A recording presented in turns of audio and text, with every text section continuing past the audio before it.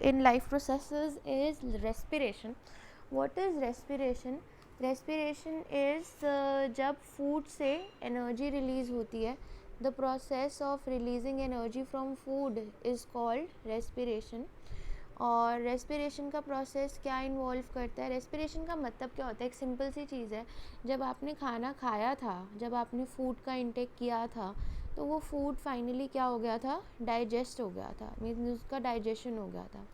अब डाइजेशन के बाद उस फूड से हमें एनर्जी चाहिए। वो जो डाइजेस्टेड फूड है, अब वो ऑक्सीजन के साथ रिएक्ट करेगा और हमें क्या मिलेगी? एनर्जी मिलेगी। तो basically respiration is divided into two parts. Respiration is both breathing plus chemical reaction, oxidation of food. So what is the difference between then breathing and respiration? Breathing का मतलब सिंपली इतना होता है कि आप ऑक्सीजन का इंटेक करते हो और कार्बन डाइऑक्साइड को एक्सहेल करते हो. This is breathing, this is only breathing. And respiration में ब्रीदिंग भी होता है, मतलब आप ऑक्सीजन का इंटेक करते हो और कार्बन डाइऑक्साइड को बाहर भेजते हो, एक्सहेल करते हो, प्लस उसमें फूड का ऑक्सीडेशन भी होता है, ताकि हमें क्या मिल सके? ताकि हमें एटीपी के फॉर्म में एनर्जी मिल सके. ATP is the energy unit in our body. आपको पता है माइटोकॉन्ड्रिया जो होता है वो power house of the cell होता है, and we get energy in the form of ATP.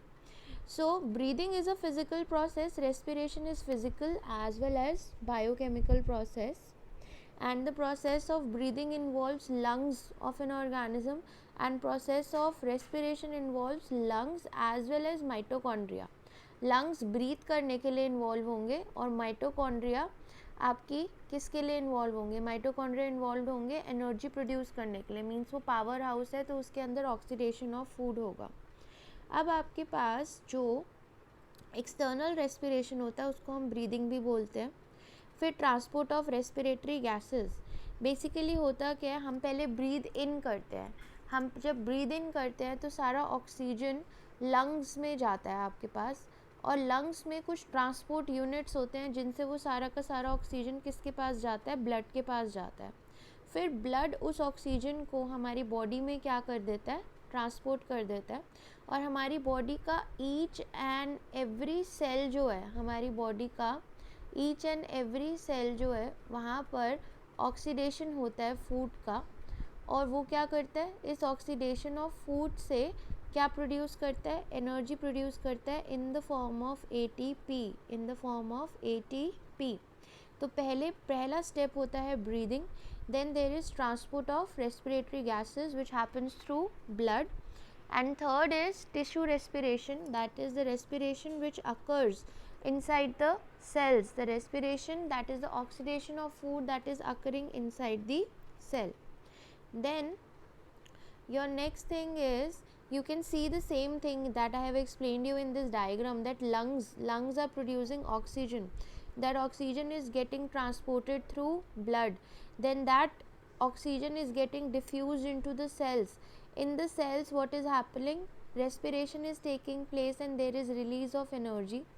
Then diffusion of carbon dioxide is again happening in the blood, and then there is a release of CO2, and finally this is taken out from our body. CO2 एक waste product है, उसको हमारी body में नहीं रहना चाहिए, otherwise it can produce many form of ill effects in our body. Now how energy is released during respiration? How energy is released? One of the most important question. Explain 3 pathways for breakdown of glucose. इसका जो question आता है CBSE board exam में, explain 3 pathways for breakdown of glucose.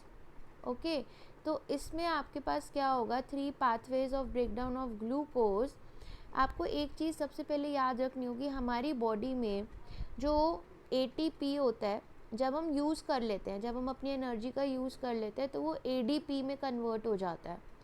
ATP is adenosine triphosphate and ADP is adenosine diphosphate. और जब हम बहुत ज़्यादा एनर्जी कंज्यूम कर लेते हैं तो ये AMP में भी कन्वर्ट हो जाता है. फ़र्क सिर्फ इतना होता है, इसके अंदर 3 फॉस्फेट मॉलिक्यूल्स होते हैं, इसके अंदर 3 फॉस्फेट मॉलिक्यूल्स होते हैं, इसके अंदर 2 फॉस्फेट मॉलिक्यूल्स होता है और इसके अंदर एक सिंगल फॉस्फेट मॉलिक्यूल होता है। इसके बाद AMP बनने के बाद पर्सन सीधा फेंट होता है, उसका एनर्जी लेवल इतना लो हो जाता है, then the person is not even able to get up, इतना एनर्जी लेवल लो हो जाता है। इसलिए हमें थोड़ी थोड़ी देर के बाद भूख लगती रहती है और कई बार ऐसा होता है जब हम बहुत देर के लिए खाते नहीं हैं तो हमारे को फेंटिंग, डिजीनेस सी होनी स्टार्ट हो जाती है। तो this is why it happens ATP to ADP to AMP। देन बच्चे व्हाट हैपन्स इज, आपके पास रेस्पिरेशन के कितने टाइप्स होते हैं? बेसिक 2 टाइप्स हैं आपके रेस्पिरेशन के। पहला टाइप है aerobic respiration. Aerobic respiration is that respiration which occurs in the presence of oxygen. First step is glucose undergoes glycolysis. Glucose undergoes glycolysis in cytoplasm. Glucose undergoes glycolysis in cytoplasm. अब glycolysis क्या होता है? Glucose को एक simpler form में convert करना is known as glycolysis. Aerobic हो या एनारोबिक रेस्पिरेशन हो, ये स्टेप आपका सेम रहेगा कि ग्लूकोज का क्या होगा? ग्लाइकोलिसिस होगा। किसके अंदर होगा? साइटोप्लाज्म के अंदर होगा, ताकि ग्लूकोज किस में कन्वर्ट हो जाए? ग्लूकोज कन्वर्ट हो जाए पायरूवेट में। ग्लूकोज किस में कन्वर्ट हो जाए? आपका पायरूवेट में कन्वर्ट हो जाए। एंड जब पायरूवेट में कन्वर्ट हो जाएगा ग्लूकोज, तो ऑक्सीजन की प्रेजेंस में एक साइकिल अकर करती है जिसको हम बोलते हैं क्रेब्स साइकिल। क्रेब्स साइकिल में आपके पास क्या होता है? ये साइकिल होती है माइटोकॉन्ड्रिया के अंदर, जहाँ पे फाइनली पायरूवेट किस में कन्वर्ट हो जाएगा? आपके पास carbon dioxide, water and 38 molecules of ATP. So aerobic respiration is that respiration which utilizes oxygen. Where it utilizes oxygen? It utilizes oxygen in mitochondria, where it converts pyruvate into carbon dioxide, water and ATP. कुछ amount of ATP इसी step में बन जाता है जब glucose किस में convert हो जाता है? पायरूवेट में कन्वर्ट हो जाता है। तो basically what is happening, first glucose is getting converted into pyruvate by glycolysis in cytoplasm. Then this pyruvate, which is a lower product as compared to glucose, undergoes Krebs cycle in mitochondria in the presence of oxygen to give you 6 molecules of carbon dioxide, 6 of H2 and 38 ATPs of energy. Then another type of respiration is anaerobic respiration. Anaerobic respiration occurs in the absence of oxygen, that is without oxygen anaerobic respiration occurs. Most of the microscopic organisms such as yeast, such as bacteria, they undergo this respiration and they produce energy, and this process is also known as fermentation. Anaerobic respiration is also known as fermentation. anaerobic का मतलब क्या होता है? जब oxygen की absence में कोई चीज़ होती है, तो इसमें बेसिकली क्या होता है? जैसे ईस्ट होता है, ईस्ट ग्लूकोज को ब्रेक डाउन करता है into ethanol and carbon dioxide. I show you the reaction, then you will understand it better. सबसे पहले सेम स्टेप होता है, glucose gets converted into pyruvate. Glucose gets converted into pyruvate in the by the process of glycolysis in cytoplasm. But इसके next step में क्या होता है? आपके पास ऑक्सीजन तो है नहीं, तो क्रेब्स साइकिल तो हो नहीं सकता जो पिछले रिएक्शन में हो रहा था। तो यहाँ पे ईस्ट क्या करवाता है? फर्मेंटेशन करवाता है, ताकि ग्लूकोज किस में कन्वर्ट हो जाए? ग्लूकोज कन्वर्ट हो जाए इथेनॉल में। इथेनॉल का फॉर्मूला होता है C2H5OH प्लस कार्बन डाइऑक्साइड। यहाँ पे ये मॉलिक्यूल्स गलत लिखे हुए हैं, ये अप्रॉक्सीमेटली 6 to 8 ATP होता है, ठीक है? Okay, so what is happening is glucose is getting converted to pyruvate, and then pyruvate is getting converted to ethanol in the absence of oxygen, and fermentation is happening with the help of yeast. So this is what is happening. So what is the basic difference between the two reactions? Aerobic respiration was happening in the presence of oxygen, and this was happening in the absence of oxygen. In aerobic respiration, the end product was CO2 plus a large amount of energy. Here the end product is toxic. Here you are getting ethanol and energy and carbon dioxide. कभी कभी ऐसा होता है हमारी body के अंदर जब हम बहुत तेज़ रनिंग कर रहे होते हैं या हम बहुत ज़्यादा कोई फिज़िकल एक्टिविटी कर रहे होते हैं, तो हमारी बॉडी जितने रेट पे ऑक्सीजन को यूटिलाइज़ कर रही होती है, उतने रेट पे हमारी बॉडी को ऑक्सीजन मिल ही नहीं रहा होता। तो हमारी बॉडी क्या करती है, जो पायरुवेट होता है उसको किस में कन्वर्ट कर देती है, लैक्टिक एसिड में कन्वर्ट कर देती है, जिसकी वजह से क्या कॉज हो जाते हैं, क्रैम्प्स कॉज होते हैं हमारी बॉडी में, जिसकी वजह से क्या कॉज होते हैं, क्रैम्प्स कॉज होते हैं। ये क्रैम्पिंग की प्रॉब्लम आपने बहुत ज़्यादा क्रिकेट प्लेयर्स और स्पोर्ट्स पर्सन में, या जो रनर्स होते हैं, स्पोर्ट्स वाले लोग होते हैं, उनमें आपने सुनी होगी। कई बार आप लोगों को भी लगता है आपको क्रैम्प्स हो रहे हैं, तो ऐसा इसलिए होता है, कई बार हम बहुत तेज़ स्टेयर्स क्लाइंब कर रहे होते हैं, तो सडनली हमारे लोअर काफ में लेग के दर्द होना स्टार्ट हो जाता है। ऐसा इसलिए होता है कि हम जिस रेट पे ऑक्सीजन को यूटिलाइज़ कर रहे होते हैं ना, उतने रेट पे ऑक्सीजन हमें मिल नहीं रहा होता। तो इसीलिए हमारी बॉडी में क्या बन जाता है, लैक्टिक एसिड बन जाता है। और इसको ठीक करने का तरीका क्या होता है, आप रुक जाओ, आप उस पार्ट को थोड़ा सा क्या करो, आप थोड़ा सा रब करो, थोड़ा सा सेटल हो जाओ, थोड़ा सा स्लो डाउन हो जाओ, तो ये अपने आप the lactic acid goes away अपने आप। उसके बाद बच्चे आपके पास, उसके बाद what is the difference between aerobic and anaerobic respiration. Aerobic is one of the most common method of respiration and anaerobic respiration is a temporary method होता है। ये बहुत रेयर ऑर्गेनिजम्स में होता है। इसमें कंप्लीट 3 स्टेप ब्रेकडाउन होता है और इसमें 2 स्टेप होता है।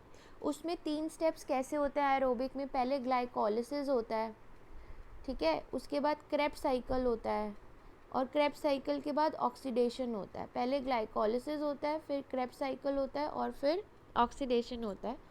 और एनारोबिक रेस्पिरेशन में आपके पास क्या होता है, सिर्फ ग्लाइकोलिसिस होता है और ब्रेकडाउन ऑफ पायरुविक एसिड होता है। तो वो 3 स्टेप हो गया और ये 2 स्टेप हो गया।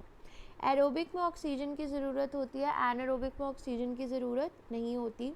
एरोबिक में कंप्लीट ब्रेकडाउन होता है और एनारोबिक में इनकम्प्लीट ब्रेकडाउन होता है। उसमें कंप्लीट ब्रेकडाउन होने के बाद कार्बन डाइऑक्साइड, वाटर और एनर्जी फॉर्म होता है, और इसमें इनकम्प्लीट ब्रेकडाउन होने के बाद आपके पास ethanol C2H5OH plus CO2 plus आपके पास 6 to 8 ATP या इससे भी कम बनते हैं हमारे पास ATPs इन एनारोबिक रेस्पिरेशन। उसके बाद उसके जो एंड प्रोडक्ट्स होते हैं वो टॉक्सिक नहीं होते, इसके एंड प्रोडक्ट्स टॉक्सिक होते हैं क्योंकि इसमें इथेनॉल बन रहा है आपके पास। उसमें जो रिएक्शन होती है वो साइटोप्लाज्म और माइटोकॉन्ड्रिया में पार्टली होती है, और इसमें एनारोबिक रेस्पिरेशन जो होती है वो कम्प्लीटली साइटोप्लाज्म में होते हैं। एनारोबिक रेस्पिरेशन के लिए माइटोकॉन्ड्रिया की ज़रूरत नहीं होती, वो पूरा का पूरा कहाँ आकर करता है, साइटोप्लाज्म में ही आकर करता है, ठीक है। उसके बाद बाकी के जो पॉइंट्स हैं वो वही हैं कि उसमें एनर्जी कम होती है, उसमें एनर्जी ज़्यादा होती है। तो बेसिकली आपके पास हो क्या रहा है, सबसे पहले ग्लाइकोलिसिस हो रहा है, ग्लाइकोलिसिस से आपको पायरुविक एसिड मिल रहा है, और जो पायरुवेट मिल रहा है, और पायरुवेट का या तो क्रेब्स साइकिल से ऑक्सीडेशन होगा या उसका फर्मेंटेशन हो जाएगा, और वो डायरेक्टली किस में कन्वर्ट हो जाएगा, इथेनॉल, कार्बन डाइऑक्साइड में और ATP में कन्वर्ट हो जाएगा। अब आपका जो नेक्स्ट टॉपिक है that is respiration in plants.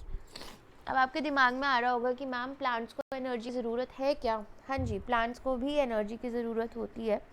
Plants को एनर्जी की ज़रूरत क्या होती है, प्लांट्स को एनर्जी की ज़रूरत होती है कि वो अपनी ग्रोथ करा सके, अपने आप को और ज़्यादा टर्जिड रिजिड बना सके, ताकि कुछ इन्वायरमेंट में चेंजेस हो तो उनका ब्रेकडाउन ना हो जाए। तो फ़र्क क्या होता है प्लांट और एनिमल की रेस्पिरेशन में। हम जो एनिमल्स, जैसे हम लोग हैं ह्यूमंस, हम एक सिंगल यूनिट की हेल्प से रेस्पिरेशन करते हैं। जैसे लंग्स हो गया, हमारा रेस्पिरेटरी यूनिट सिंगल होता है, लेकिन जो प्लांट्स होते हैं उनका हर पार्ट अलग अलग रेस्पायर करता है। रूट्स की अलग रेस्पिरेशन होगी, स्टेम की अलग रेस्पिरेशन होगी, तो हर पार्ट की रेस्पिरेशन अलग अलग होती है, इंडिविजुअल रेस्पिरेशन होती है। उसके बाद एनिमल्स में, यानी कि हम लोगों में, जो रेस्पिरेटरी गैसेस है उनका ट्रांसपोर्टेशन कौन करता है, ब्लड करता है। प्लांट्स में ऐसा कुछ नहीं होता, there is a very little transport, क्योंकि हर पार्ट ऑफ द प्लांट अपना अलग रेस्पिरेशन कर रहा है, तो इतना ट्रांसपोर्टेशन की ज़रूरत नहीं होती है वहाँ पे।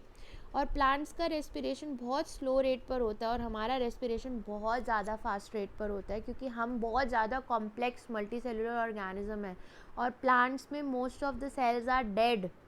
और हमारे सारे के सारे जो मिलियंस ट्रिलियंस ऑफ सेल्स हैं हम जो हमारी बॉडी बना रहे हैं वो सारे के सारे लिविंग सेल्स हैं। तो हमारी बॉडी में रेस्पिरेशन का फास्टर रेट पे होना बहुत ज़्यादा ज़रूरी है, अदरवाइज़ पैरालिसिस हो जाता है, वो part of the body dead हो जाती है। तो respiration in animals is occurring at a much faster rate. Now what is the difference between diffusion and osmosis? Diffusion is the movement of liquid, any solid, liquid or gas from a region of higher concentration to lower concentration, and osmosis is this thing happens through a semi permeable membrane, like transportation of water from a region of higher concentration to lower concentration through a semi permeable membrane. वो membrane जो allow कर भी सकती है और नहीं भी कर सकती है अलाउ। सेमी परमिएबल का मतलब वो होता है जो हर चीज़ को नहीं जाने देती, कुछ सिलेक्टेड चीज़ों की एग्ज़िट और एंट्री अलाउ करती है। उसके बाद what happens, plants get oxygen by diffusion. Now plants get oxygen by diffusion how? Respiration in roots क्या होता है? एयर अकर करती है इन सॉइल इंटरस्पेसेस, आपके पास एयर होती है। रूट हेयर जो होता है वो डायरेक्टली इन कांटेक्ट में होते हैं उनके, ठीक है। तो क्या होता है, ऑक्सीजन जो सॉइल की होती है वो डिफ्यूज़ कर जाती है रूट हेयर में, और जितने भी इंटरनल सेल्स होते हैं रूट के उनके पास पहुंच जाती है फॉर रेस्पिरेशन। एक्चुअली में होता क्या है, अगर बाहर ऑक्सीजन का कंटेंट आउटसाइड सॉइल में आपका ऑक्सीजन का कंटेंट ज़्यादा है और रूट में आपका रूट्स में कम है, तो ऑक्सीजन अंदर की तरफ मूव करेगा। फिर रूट्स में आपके पास क्या होगा, रूट्स में आपके पास रेस्पिरेशन होगा। रेस्पिरेशन के बाद अंदर कार्बन डाइऑक्साइड का कंटेंट ज़्यादा हो जाएगा, तो कार्बन डाइऑक्साइड कहाँ मूव करेगा, कार्बन डाइऑक्साइड आपके पास आउटसाइड मूव करेगा। तो इस वजह से आपका रेस्पिरेशन रूट्स में इस तरीके से होता है। सॉइल में ऑक्सीजन का कंटेंट ज़्यादा हुआ तो वो अंदर चला गया, उसने अंदर रेस्पिरेशन कराया तो अंदर कार्बन डाइऑक्साइड का कंटेंट ज़्यादा हो गया, तो वो बैलेंस करने के लिए बाहर आ गया। अगर आप प्लांट्स को वाटर लॉक कंडीशन में रखते हो तो ये जो सॉइल की एयर मूवमेंट है ये बहुत डेफिशिएंट हो जाती है, बहुत कम हो जाती है, और इस वजह से जो मेटाबॉलिक एक्टिविटी होती है रूट की वो डिक्लाइन हो जाती है। और प्लांट की, क्योंकि रूट तो फाउंडेशन हुआ ना हमारे प्लांट का, अगर उसकी मेटाबॉलिक एक्टिविटी डिक्रीज़ हो गई किसी भी रीज़न से ड्यू टू वाटर लॉगिंग, या आपने बहुत ज़्यादा उसको ओवरबर्डन कर दिया, तो उस वजह से क्या हो जाएगा, द प्लांट में विदर, प्लांट की डेड, प्लांट क्या हो जाएगा, सड़ जाएगा, ख़राब हो जाएगा। उसके बाद आपके पास स्टेम में रेस्पिरेशन होती है। जो आपके हर्बेशियस प्लांट्स होते हैं, मतलब जो आपको मैं कह सकती हूँ जो वुडी नहीं होते, ग्रीन लीफ वाले जो प्लांट्स होते हैं उनके पास स्टोमेटा होता है। तो स्टोमेटा के थ्रू ऑक्सीजन डिफ्यूज़ करती है, सारे सेल्स के पास पहुंचती है स्टेम के रेस्पिरेशन करने के लिए।